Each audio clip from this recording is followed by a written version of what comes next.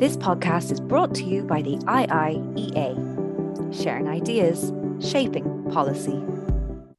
Good afternoon to the webinar audience. I'm Marie Baker. I was a judge of the Irish Supreme Court until this time last year. I'm now the chair of the Electoral Commission of Ireland on Comisiún Tábháin.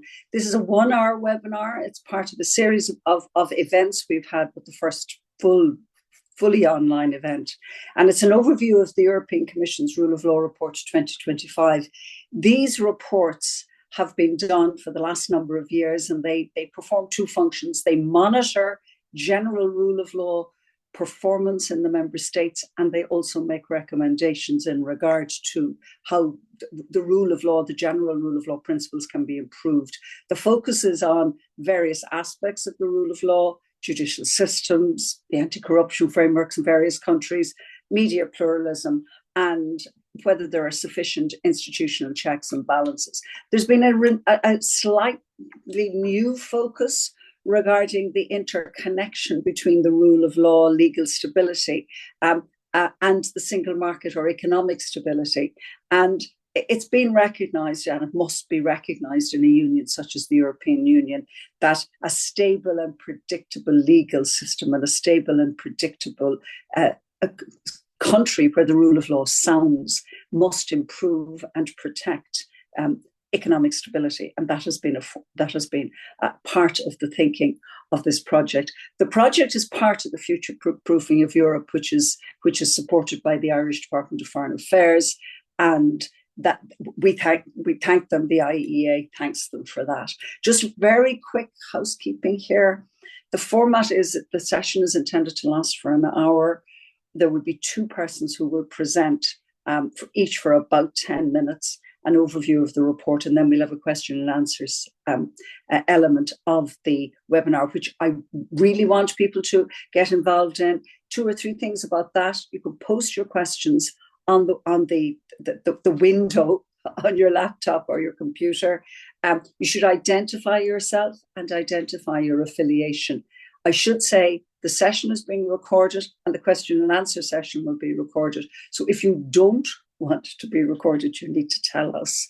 And if you don't want to be identified, you need to tell us, because the default system is that everything that is said here is on the record. So without much more ado, I'll move to the two speakers. Both speakers work for DG Justice, which is the Commission Justice and Consumer Unit. Both are long-term workers there, and both were involved in the processing and drafting of this document. They are, one, the head of the relevant unit, who is Florian Geyer. Please excuse my French, I think. And Nicolaas is the second presenter. Both are lawyers. And both will perform slightly different function here.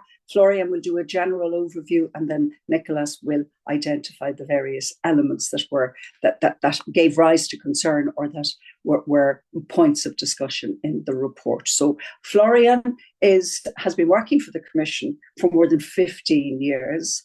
He's been in various DG Justice and its various configurations over the last number of years. He was a research fellow in Brussels, and he was also a member of the staff in Trier, Germany, in the public law section of that university. So, Florian, I'll pass over to you, because it's a very short webinar. I don't want to spend any more time discussing your illustrious career, because we want to hear what you have to say. Thank you.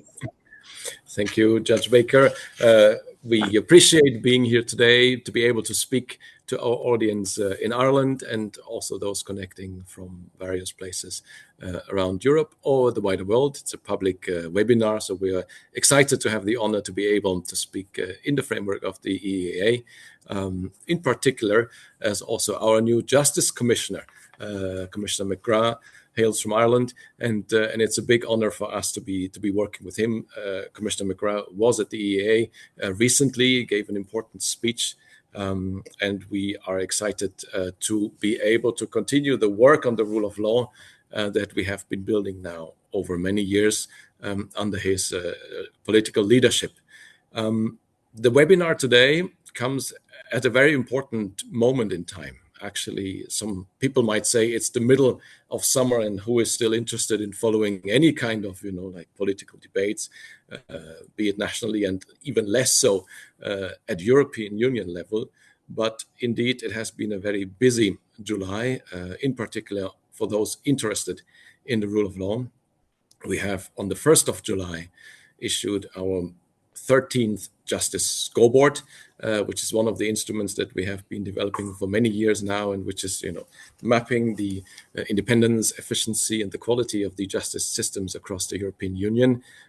It is an instrument that we value very much. It is not as much in the focus of political attention, not as much as the Rule of Law report, but it is indeed the fact base for the Rule of Law report in many instances. So the Justice Scoreboard on the 1st of July, followed a week later by the 2025 Rule of Law report.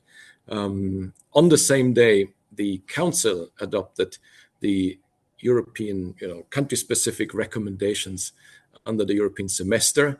For those of us who follow closely this policy area, they know that these European semester recommendations also go into the areas of justice, of anti-corruption, and in fact, elements which are relevant for the rule of law. So at the same time, the Council adopted these country-specific recommendations. And just yesterday, I think the newspaper articles across Europe were full about this. The proposals on the new financial framework, the multi-annual financial framework, was the first package, the first part of that package was adopted yesterday after long hours.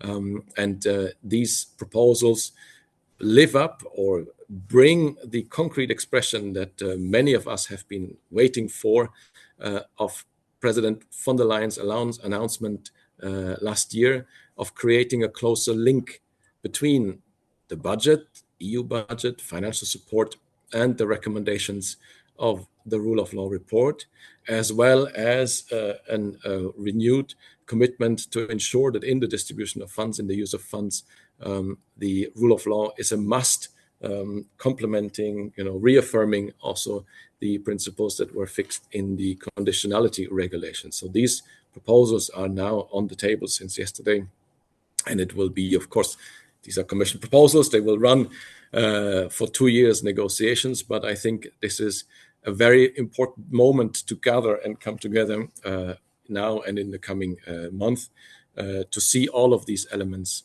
together. Now, today's presentation, and I will start, is on the Rule of Law report. So one part of the different elements that I just outlined before. I will, as Judge Baker explained, give a bit of a general part, give back to the judge, and then Nicolaas will complement on some details.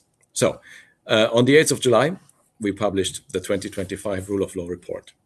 In a world where democratic systems and fundamental rights are increasingly under threat, upholding the rule of law has become ever more important. And the Rule of Law report is one of our main tools for monitoring the state of the rule of law across the Union. Every year, the report takes stock of the rule of law situation in all member states and the EU as a whole, in an objective manner that ensures equal treatment among the member states. It presents a clear picture of significant national developments, both positive and negative, based on a transparent and objective methodology. Since it was first introduced 6 years ago, the report has become an essential reference point for debates and a compass for national reforms. Its preventive nature has helped to identify risks, assist member states to take preventive action, and develop possible solutions with targeted support at an early stage. The report has evolved over the years. With every annual edition, the Commission has deepened its assessment and made it more impact and meaningful. In 2022, we added recommendations addressed to each member state individually. That was just 2 years after we initiated this process. We already came with the recommendations. And since 2024, we also added a geographical expansion of the scope, and we include now 4 enlargement countries: Albania, Montenegro, North Macedonia, and Serbia, allowing them to participate in the rule of law cycle on an equal footing with EU member states. This corresponds to the logic of gradual integration that we pursue with enlargement countries in the area of the single market. Now, this year, and as announced by the President in her political guidelines, the key novelty is a stronger focus on the single market dimension, as Judge Baker already mentioned in the opening introduction. To fully appreciate the value of these reports, we need to go back to the basics. Why is the rule of law so important? The rule of law provides a stable, rules-based environment guaranteed by independent courts and institutions. It ensures that contracts can be enforced across borders, that companies competing for procurement contracts are not hampered by corrupt practices, and that, for instance, state advertising is distributed among media companies in a transparent and fair manner. In short, it gives certainty to businesses, confidence to investors, and reassures citizens. In adding the single market dimension, we have built on the work in previous years. We are now further deepening our assessment and expanding it to other core issues. The country chapters report on, for example, the specialization of courts and judges to handle commercial cases, measures to prevent corruption in public procurement, transparent funding for the media, and the stable regulatory environment necessary for businesses to operate in a predictable environment. We will work with member states to help them address these issues, including through dialogue and good practices. All this strengthens our single market and our competitiveness. We would like to highlight two other particular elements from the report.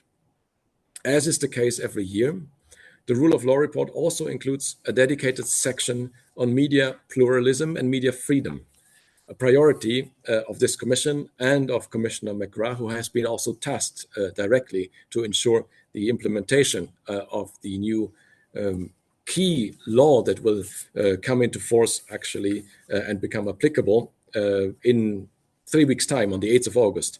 And that is the European Media Freedom Act, which is a crucially important piece of hard EU law that will become enforceable at the time, and which member states had the time to implement, and which will give the Commission and the EU the tools to ensure many aspects of what we report on in the Rule of Law report and have so far formulated as recommendations as hard enforceable law. This EMFA, as it's called, supports the internal market for media services while also protecting media freedom and editorial independence. And the monitoring of the situation of media in our member states that we conduct in the framework of the Rule of Law report is a valuable basis for the implementation of EMFA. Finally, last but not least, the report continues to assess the situation of civil society organizations and national human rights institutions. They are an essential element of member states' systems of checks and balances. And in some member states, efforts are ongoing to strengthen these institutions, while in other member states, we continue to see old and new challenges. Again, one of the messages that we want to pass also when presenting the Rule of Law report is to make clear that it is one part of a wider endeavor that are done at the EU level, at the Commission's level, to address these aspects that we are covering. And here, in particular, when we come to the civil society framework, we also would like to highlight that later in the year, the Commission intends to propose a full-blown civil society strategy for which the public consultation is currently ongoing. And together with the European Democracy Shield, another milestone deliverable that we want to present later in the year, this strategy will be an essential part of our broader efforts to bolster our democratic resilience across the Union. So it's not just the Rule of Law report. Very often the critic is, nice, you have recommendations, how do you enforce them? Or the Rule of Law report does not cover civil society deeply enough, it doesn't cover democracy, why are you not doing anything? So we try to explain up front that this is not the only important tool that we have in policy area in the wider field of democratic resilience across the Union. Now, the Rule of Law report remains our well-established tool for monitoring developments on the ground, providing a clear picture of where we stand and where action is needed. A core priority of this mandate will be to come forward with concrete measures that directly address our concerns. And these are not just technical or academic issues. They go to the very heart of what being European means. Whether they realize it or not, the rule of law issues have a daily impact on the life of citizens and businesses across Europe and on the resilience of our democracies. The rule of law and democracy are inseparable. They are two sides of the same coin. And the Commissioner McGrath, is committed to upholding both to protect the very foundations of our union. Before now, Nicolaas will come in to go a bit deeper into the concrete findings, apart from the very general words that I have been given. I just wanted to also underline and give some of the figures that explain a bit why it takes a year for the Commission to come out every year with this, and the immense resources that go into producing this report. So as a response to the stakeholder contribution that we asked last year, we have received 270 contributions this year. This is a stable number that we rely on for providing and preparing the reports, the 27 country chapters, the 4 enlargement countries. In total, they run over 800 pages of documentation and Commission assessment. We held over 650 meetings across the 27 member states and the 4 concerned enlargement countries. And if you break down these meetings into how many national authorities, ministries, courts, judges, independent bodies, civil society organizations, other stakeholders we met, this is a figure of over 980 participants in the overall process only for the 2025 report. I stop here, Judge Baker. Thank you for your attention, and Nicolaas will take over. In fact, that you positioned the sorry, I was being unmuted. I think it's important that you position this within the wider sphere, within the wider sphere of the Democracy Shield and the Future Proofing Europe project. And I think it's important that the audience sees that and sees this. As I look at it, it seems to me that what this does is it provides the reference point for a debate. It's the evidence that allows a debate to be both analytical and to rely on evidence. And that, of course, is a key to a proper debate and a proper analysis. And also, I think, the way in which there are concrete measures recommended in the Rule of Law report. Again, that's a key, not to make this more than a talking shop, to make it something that can move on. And I think later in the debate we'll discuss, or somebody will ask you, where you have your teeth, how you do in fact propose moving along. But before we do that, I'm going to move on to Nicolaas. Nicolaas Bell is also a lawyer. And he has been working with the European Commission for 20 years now in DG Justice as well. Before working with the Commission, he worked in private law in the Netherlands, and he's the deputy head of the DG Justice and responsible for this Rule of Law project. So, Nicolaas, again, as with Florian, I'm not going to spend time speaking of your illustrious career because we want to hear what you have to say. Thank you. Thank you, Judge Baker. So, like in the previous years, the Rule of Law report of this year covers 4 key areas: the justice system, the anti-corruption framework, media pluralism and media freedom, and other institutional issues related to checks and balances. Now, I would like to highlight some of the findings of this year's report, focusing on the first pillar, the justice system, and the 4th pillar on the checks and balances. Justice systems in member states, they must be efficient, well-functioning, and fully independent in order to be able to provide effective judicial protection to citizens and businesses, and to effectively apply and enforce EU and national law.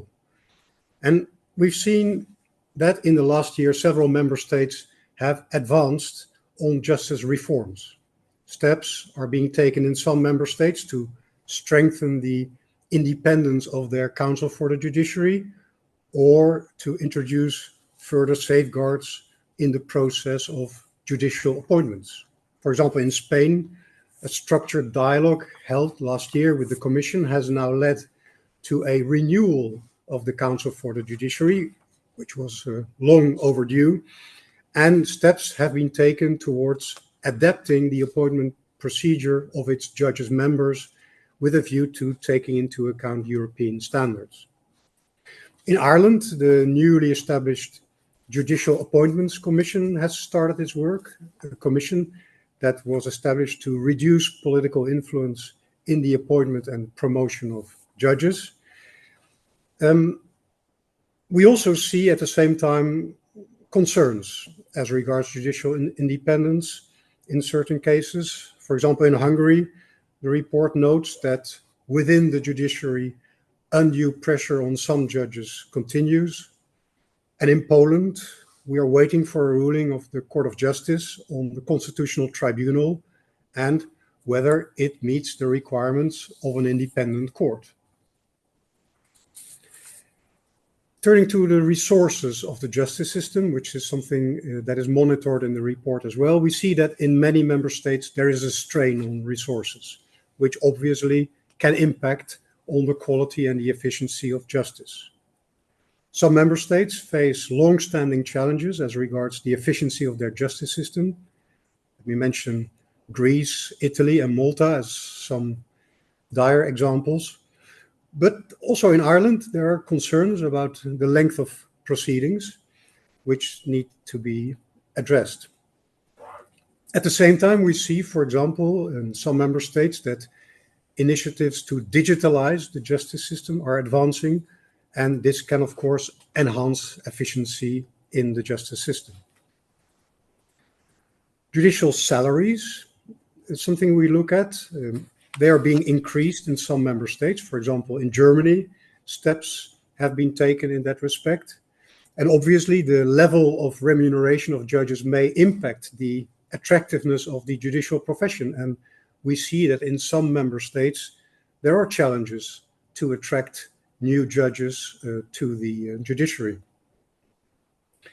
Finally, as regards the justice system, a word on cost of litigation and access to legal aid, both of key importance in order to ensure effective access to justice. And we see, for example, that in some member states, steps are being taken to reduce the cost of litigation, also in Ireland, following a Commission recommendation to that extent. And the Commission will continue to closely monitor the effectiveness of national justice systems and the access to justice in all member states, also in the context of its annual EU Justice Scoreboard. Now let me turn to the fourth pillar of the report on checks and balances. A well-functioning system of institutional checks and balance is at the core of the rule of law. It is important that power exercised by one state authority is always subject to the scrutiny of others. And we see that in a number of member states, reforms are underway to strengthen the system of checks and balances, which is a good thing. And this includes, for example, initiatives to structurally better involve stakeholders in the legislative process and thereby improve the quality of legislation. Unstable laws, fast-changing laws, sometimes drafted without asking for input to stakeholders, are still a concern in some member states, and this can give rise to legal uncertainty and affect businesses and citizens alike.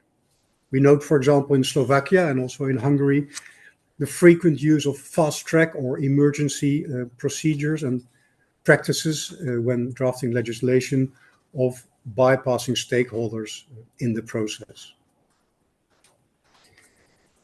A word on civil society organizations, which also fulfill a crucial role in the system of checks and balances in member states. They are the watchdogs flagging rule of law breaches where they emerge, and ensuring that those in power remain accountable. In the majority of member states, there is a supportive framework for civil society, as also reported in this year's report. But in some member states, obstacles remain, for example, related to funding of civil society organizations or registration requirements, which are unduly harsh. We see that in Ireland, steps are being taken to look into some legal obstacles to accessing funding by civil society organization, also following a commission recommendation to do so. In some member states, we see civil society facing serious challenges, being made subject to excessive financial restrictions or controls and inadequate protection. Hungary and Slovakia are some of the prime examples in that respect. Maybe a few words on the single market dimension. As Florian already said, an effective justice system, effective fight against corruption, good governance, legal certainty, sound lawmaking, all have a significant economic impact, shaping the business environment in member states. And this year's report looks more into detail into issues like specialization of courts to handle commercial cases, which are particularly relevant for the business community. Also look into measures to prevent corruption in public procurement, transparency in funding of media companies through state advertising. We see distortions in some member states in that respect. And as we discussed already, the stability of the regulatory environment, which is important for businesses to operate under predictable conditions. Also interestingly, this year, for the first time, the report looks into the effective functioning of some key regulatory authorities for the single market, notably the functioning and independence of public procurement authorities and national competition authorities. And the level of perceived protection of investments through the lens of companies is also being monitored through surveys reflected in the report. And this single market dimension will certainly be further deepened in next year's report. Now, what is the next step? The Commission invites member states to address the challenges identified in the report, and notably those referred to in the recommendations addressed to member states, and the Commission stands ready to support member states in their efforts. And of course, dialogue always comes first, but dialogue must lead to results. And the Commission will always be ready in critical situations to use other tools of its rule of law toolbox, including infringement proceedings, but also budgetary instruments to ensure that the rule of law is upheld across our union. And just to conclude, this report is an important monitoring tool, but it is part of a broader endeavor to protect and promote the rule of law. We are waiting later this year for the European Democracy Shield. An EU civil society strategy will be launched. We have the European Media Freedom Act, which will have to be implemented in August by member states. We are negotiating an anti-corruption package, which provides important proposals for legislation to combat corruption in the European Union. And as Florian said, of course, yesterday, the Commission adopted its proposals for the next multi-annual financial framework, which also includes a range of provisions to ensure respect for the principles of the rule of law and fundamental rights in the implementation of the budget. I would like to stop here and turn over back to you, Judge Baker. And Nicolaas, I, for one, would have listened to you for much longer, but in a session as short as this, I suppose we have to give some time to questions. But the points you make show that this is not just a talking shop. The analysis is very deep and it's very detailed, and this is important. Just to illustrate very briefly one or two matters that have arisen in Ireland, we have changed the method of appointment of judges. Taken it out of what I think was generally regarded as a political sphere. And the first new judges appointed under the new system were appointed last week, and some more this week. So that is a positive, concrete result, I think, of engagement between the Irish government, the Irish judiciary, and DG Justice in its various forms. I think it's also very interesting that you're concerned about the particular role of civil society. And a lot of the people who were here, the 82 people who registered to come today, would class themselves as actually being members. Some of them are retired out of public or civil service jobs, but they would class themselves as being members of civil society, conscious of the need for institutional support and conscious of the need to regulate and ensure funding. I know the Electoral Commission of Ireland is as part of its study about election funding, considering the broader question of the funding and whether there should be any restrictions on funding for civic society around elections. And that report will be published much later in the year, probably in October, November, I think. But what you say about the actual checks and balances which are there and the actual detail of the work you've done, I think will encourage people to feel that there is, in fact, much more than just talking going on here. But maybe I could ask you a question. There are some questions coming in. Maybe people would continue to add the questions into the website. But you do have tools. You have rule of law tools, as you call them. Those tools are effective, but are they not very slow? Dialogue, infringement proceedings, gentle pressure, embarrassment perhaps of countries, restrictions on the availability of funding. Are they too slow, or is that the way it has to be? Hard question. Both of you can answer, not together.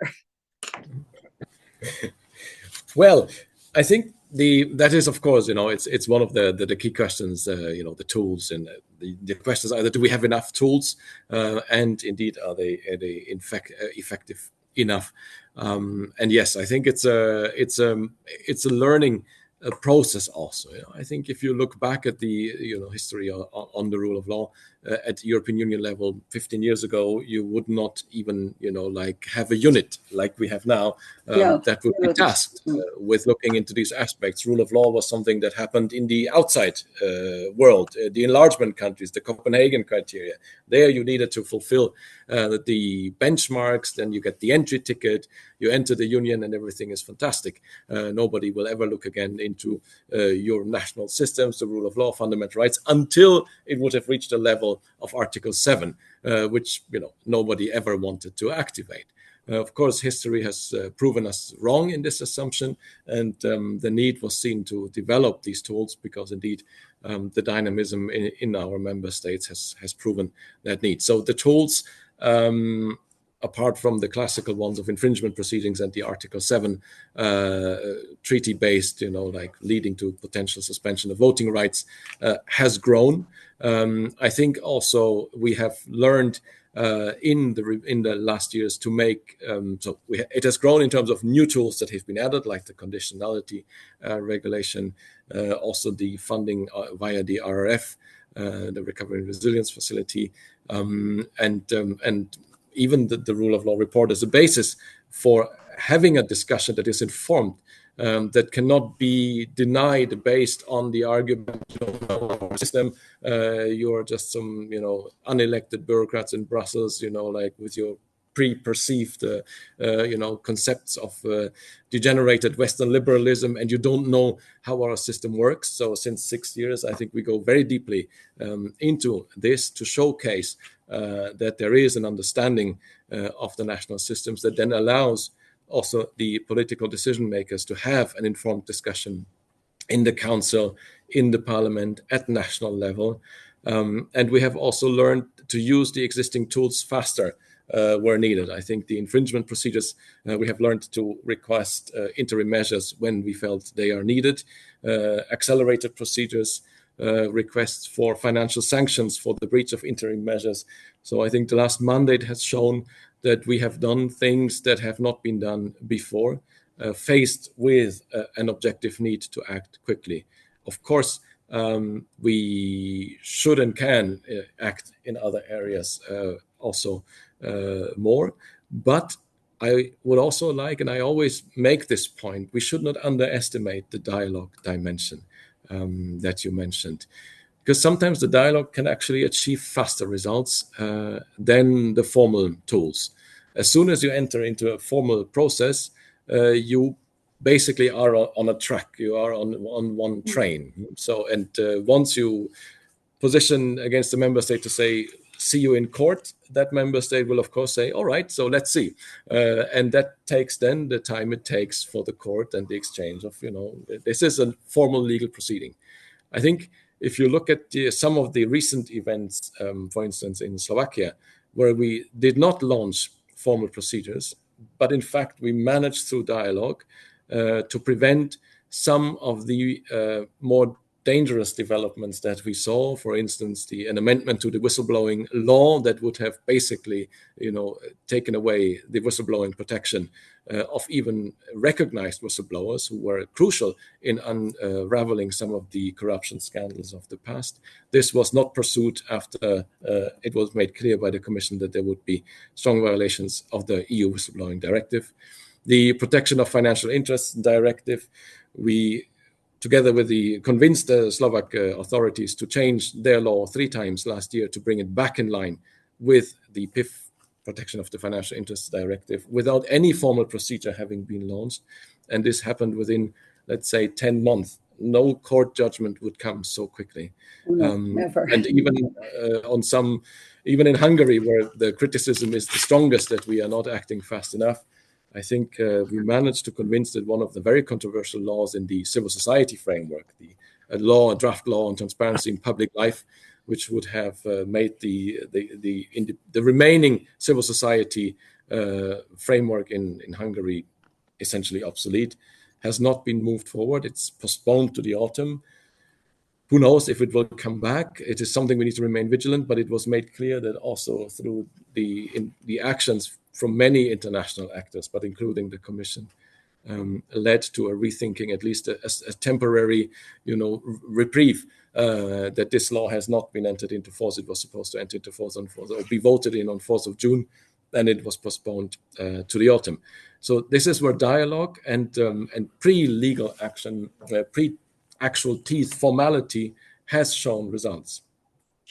Yes, and I suppose you could say that dialogue, as opposed to a battle, a two-sided battle, is part of the fundamental philosophy underlying the way in which the Union was established and the reason it was established, and is reflected indeed in the way Irish law now thinks of the importance of alternative dispute resolution and how people get encouraged, if that's probably too mild a word, to engage in mediation and other forms of ADR rather than going to the longer process, which does not always result in the best answer.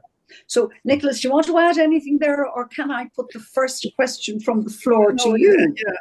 No, I just want to add that I also think that dialogue is underrated in the minds of many EU observers. And I believe in the strength of peer pressure and embarrassment, if you wish, very much. At the same time, it is important that we have learned to use our tools effectively in critical situations. And so this combination will always be necessary, but I still believe dialogue always comes first.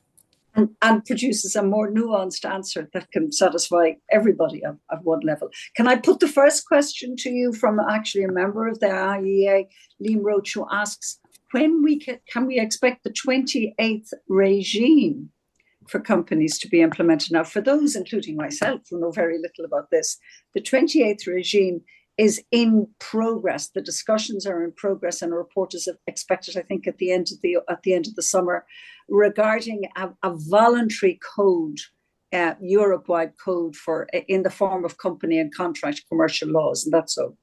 How far are we in all of this? All right. So that is something, it's very interesting that you bring this up in the context of the rule of law discussion. So it is actually, yeah, very interesting question. Exactly. It is something that the 28th, normally, when we speak in the rule of law report, the 28th chapter is the missing one that many observers from both spectrums, of observers expect. The 28th chapter is the one, when do we look actually at the rule of law compliance of the EU institutions themselves? But the 28th regime, in contrast, is, the announcement by President von der Leyen on this new, company law setting of how to structure a company, how to ingrain it. There the work is ongoing, so that is not something that we do in our unit. It's in a related directorate. I would be lying if I would tell you any details about the progress, but I know that is something that is very much driven forward, because it's one of the key initiatives that President von der Leyen announced. I'm pretty sure the plans are that this will still come also in 2025. It must have been in the work program, and I hope we will be able to see that proposed in the autumn as well. Yes, Nicolaas, I know. Well, I mean, it's probably that's a question that I deliberately put to you, because I think a lot of people in the audience would be interested to know just where it is. It's clearly. It will, if it comes into operation, or if anything along those lines come into operation, it would be a voluntary code, but it would facilitate some smaller businesses certainly doing business in the European context, and some harmonisation in some of the private law is probably desirable in that respect. Can I ask Nicolaas a much harder question concerning the Digital Services Act? And this is a question that's come in from Thomas O'Reilly from ADF International. He wants to know whether there is a risk of politicised national enforcers, and how the rule of law thinking will be applied to that. Now, his example is this one, and I'll put it to you. Dublin, Ireland, potentially siding with American platforms over EU commitments. So he also says, anything else about the Digital Services Act, and to clarify where we are with that, would be welcomed. It's a big topic, Nicolaas, so I don't expect you to do much more than give us some guidance as to where it's going. Well, what I can say is that it is in a way linked to the work we are doing in the rule of law report, with the single market dimension that we are now starting to develop in the report. We are looking this year for the first time beyond the justice system. We're looking at the functioning and independence of key regulatory authorities essential for the functioning of the internal market. We're looking at, in particular, at public procurement bodies where they exist, and national competition authorities. And of course, it is important that these regulatory authorities are independent and can take their decisions impartially to ensure a level playing field in the single market. And there is also EU legislation, EU acquis, defining how these authorities should function. So our thinking is not starting from scratch. Of course, the vast thinking and case law that has been developed on judicial independence serves as a source of inspiration. But it is clear that the effective functioning and independence of such key regulatory bodies is very, very important. It is.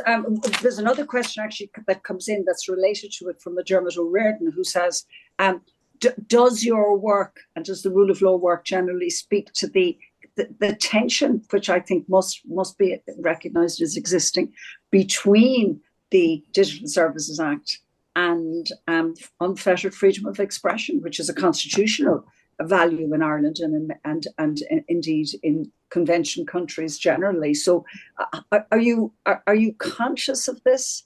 Do you think the discourse is able to handle the complexity of that tension?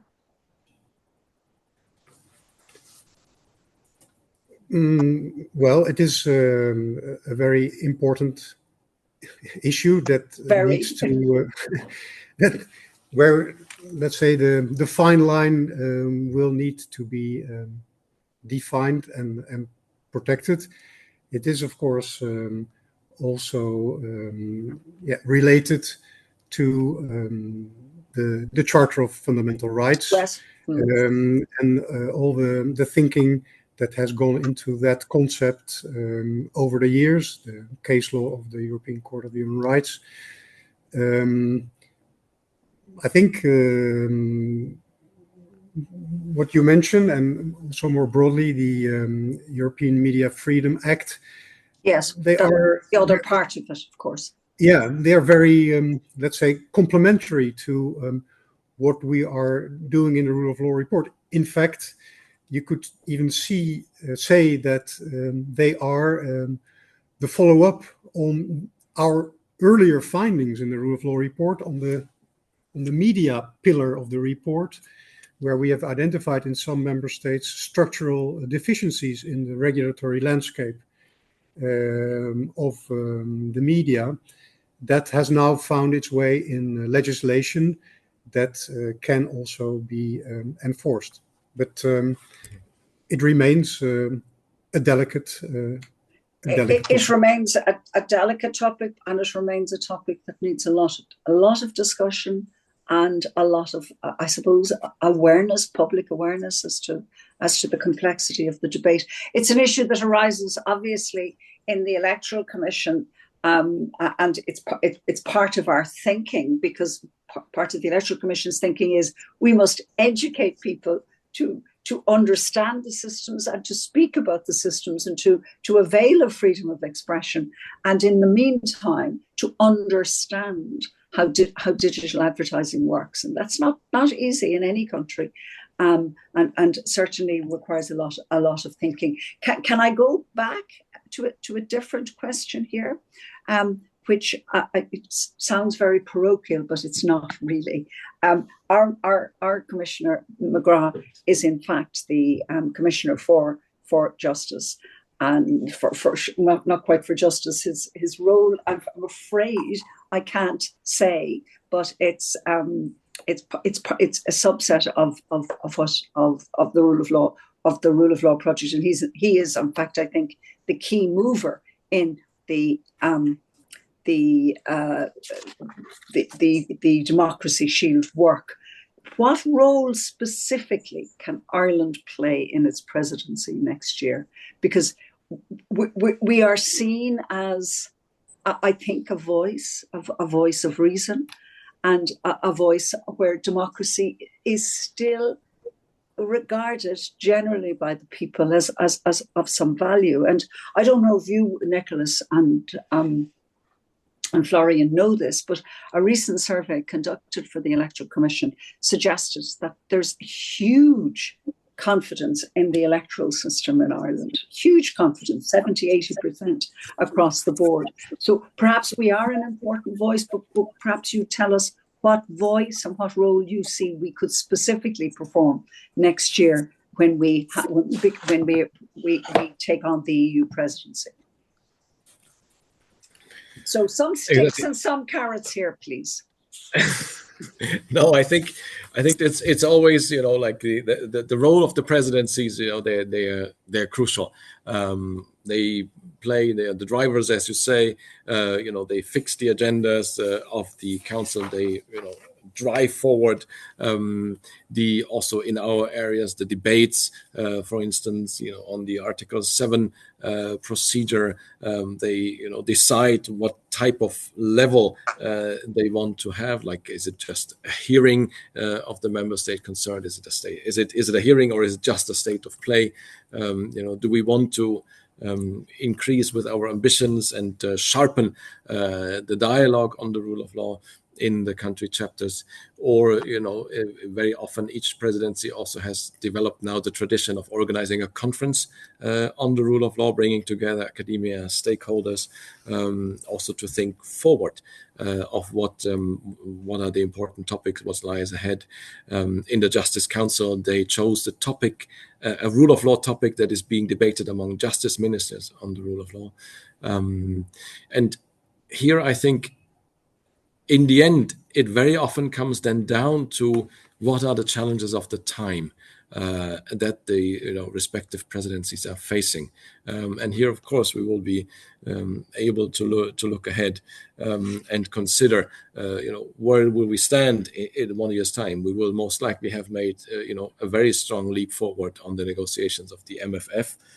So I think our Commissioner McGrath, as former finance minister on the one hand, and now Justice Commissioner on the other hand, in charge of rule of law and democracy, will certainly have very good conversations with his Irish colleagues, in the presidency, to bring together these very important dimensions. It is also very likely that at the time of the Irish presidency, the question of enlargement will be even stronger in focus, and we might, be ahead of a new enlargement round or in the last steps of closing chapters. Again, I think the Irish experience, having joined the union, and having this voice, as you say, this voice of reason also, will be very important in ensuring that the enlargement process is fair.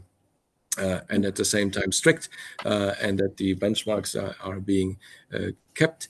One important development that will be ongoing, maybe already started, but maybe concluded under the Irish presidency, will also be the question of the. It's a reflection that was tasked by the European Council, so by the EU leaders, is to ask ourselves: are we actually ready for enlargement? Is our institutional setup the right one? Can we live with unanimity decisions in the foreign policy field forever? Will we be able to function if we are, for instance, a union of 36?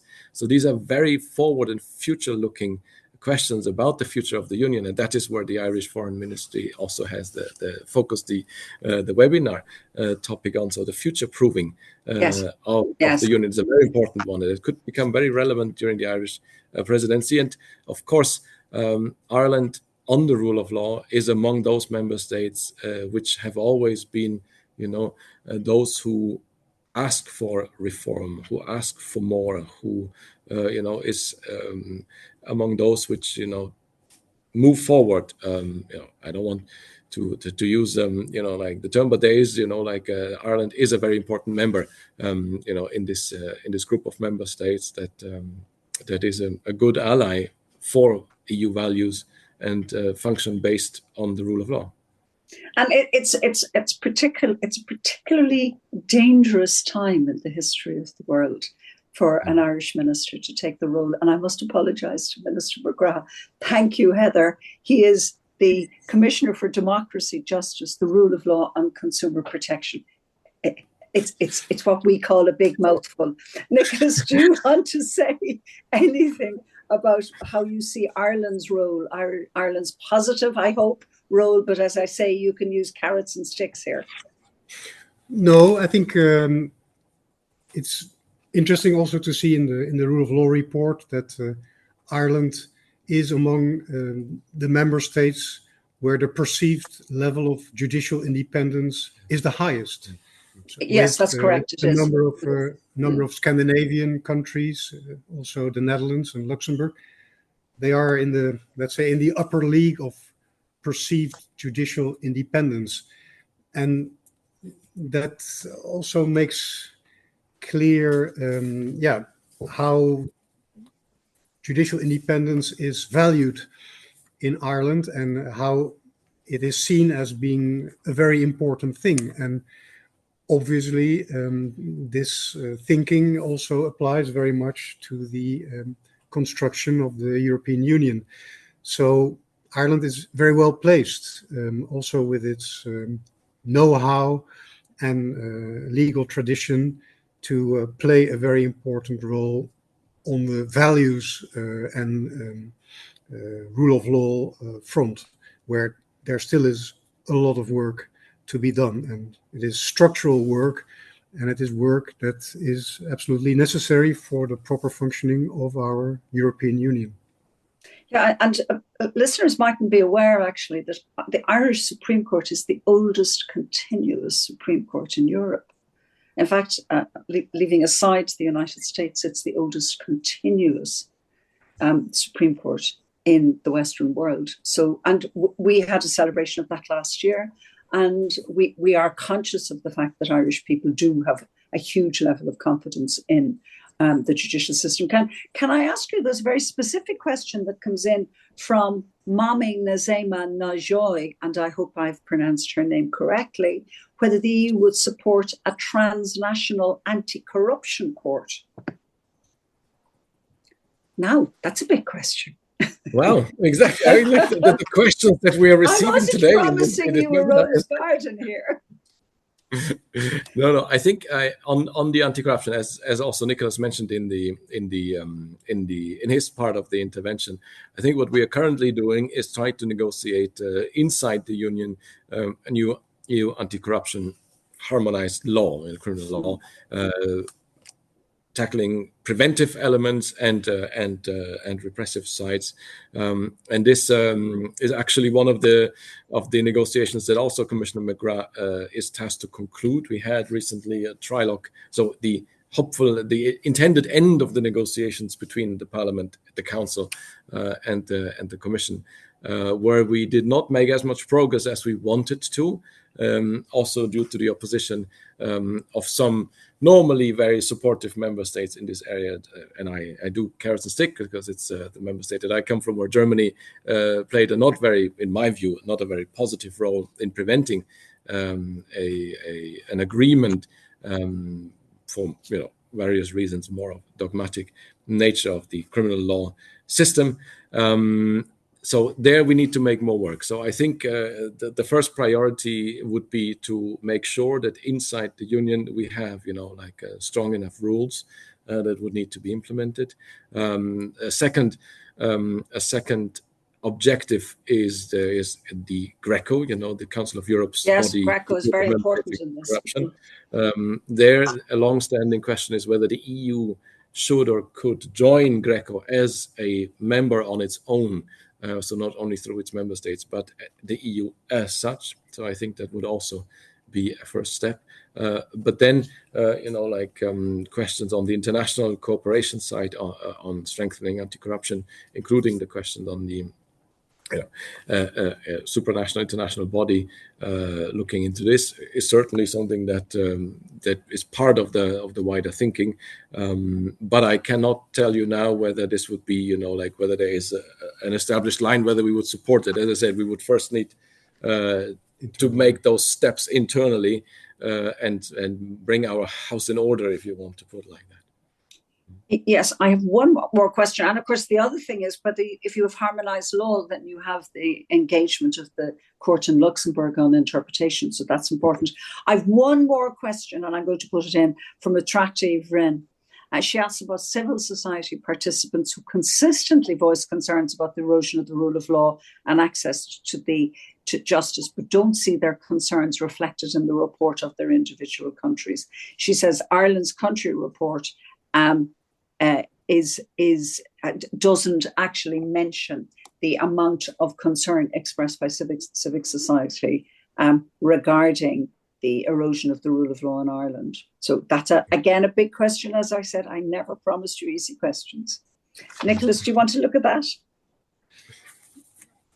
Well, I think we're very sensitive to the feedback we are receiving on the report. So we are getting feedback from all member states, from the government, from organs in the justice system, but also from stakeholders. And it is very important for us to get this feedback. I think we are striving for a report which is relatively short, if you wish. Maybe some consider the language a little bit dry. What we intend to produce is a document that can serve as a basis for discussion in different fora among member states, with other European institutions, but also with national stakeholders, the judiciary, and civil society organizations. We're always trying to improve our reporting, but okay, there are also limits to how deep we can go. We try to be fair and objective and as comprehensive as we can be in the number of pages that is allotted to us. And we hope that the report can serve as a useful basis for discussion. And that includes criticism, if you wish, of those stakeholders who think that their input should have received a more prominent place.